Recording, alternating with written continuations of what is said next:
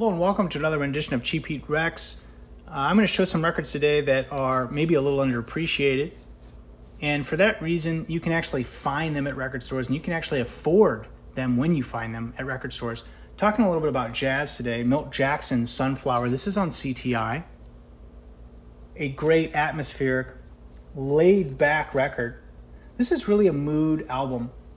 Lush sounding, layered, beautiful arrangements throughout. Herbie Hancock, Freddie Hubbard, Ron Carter, and Billy Cobham. Perhaps my favorite CTI album out of all the CTI catalog, and one that is sort of creeping up in the cost department. So if you see this for the right price, I absolutely encourage you to pick this record up.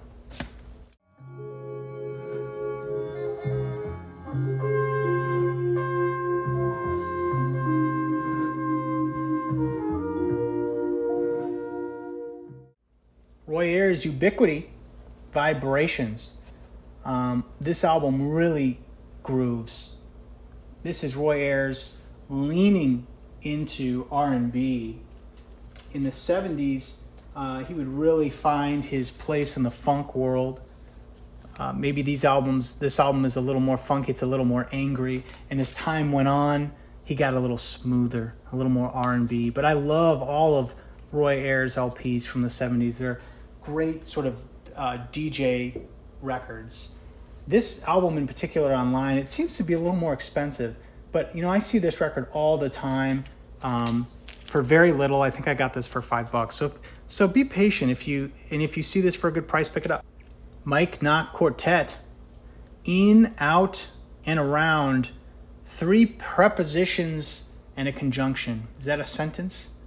Or is that not how a clause works? Do you need a verb or something, a subject? Anyway, interesting LP on Timeless Muse, which I don't really understand what Timeless Muse is. I have a few albums on that iteration of Muse, and I don't really know what that is. This record, though, is more contemporary, angular, at times a little more post-bop-ish, reflective, reminiscent of Wayne Shorter, in my opinion, but very beautiful throughout, contemplative.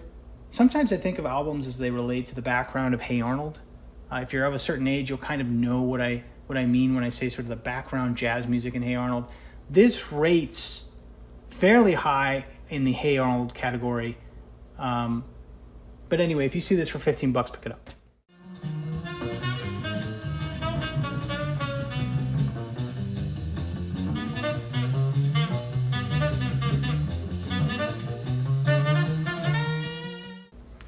Ramsey Lewis, The In Crowd That's Falling. This is really a classic album. It's soulful, it's bluesy, it's live, and it's recorded so well, very spacious sounding. And in my opinion, this record it's kind of a companion piece to one I showed a couple videos ago, this record here. This is definitely more funk. This is definitely more blues and soul. But both are equally amazing, fun. They have sort of this raucous vibe. Really recommend this record for $5 to $10. I mean, this is one of the most findable, amazing jazz records of all time. You can find this tomorrow if you wanted. So go out and get this here record. Horace Arnold, Tribe. This is really a singular record. Kind of spiritual jazz. It incorporates world music. It's a little fusiony, at times a little free jazz, but rooted in this rhythmic trance that sort of underscores the entire album. Horace Arnold, of course, an excellent jazz drummer. I don't really think I have that much more to say about this LP. It's weird and amazing, and I think if you see it for $12, you should pick it up.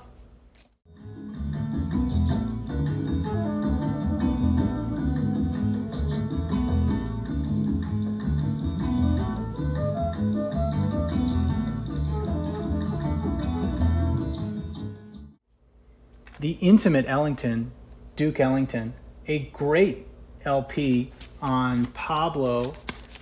Pablo right now is probably the premier cheap heat jazz label.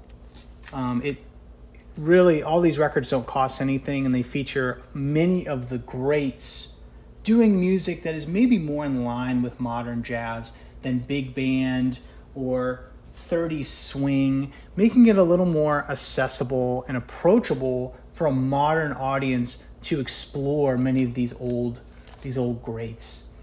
This record in particular I really love because the first track is Ellington doing this really weird spoken word over the music, which is kind of unusual, but a lot of fun. I'll do a needle drop and show you. Anyway, that's all I have for this week, folks. Thanks, and see you next time.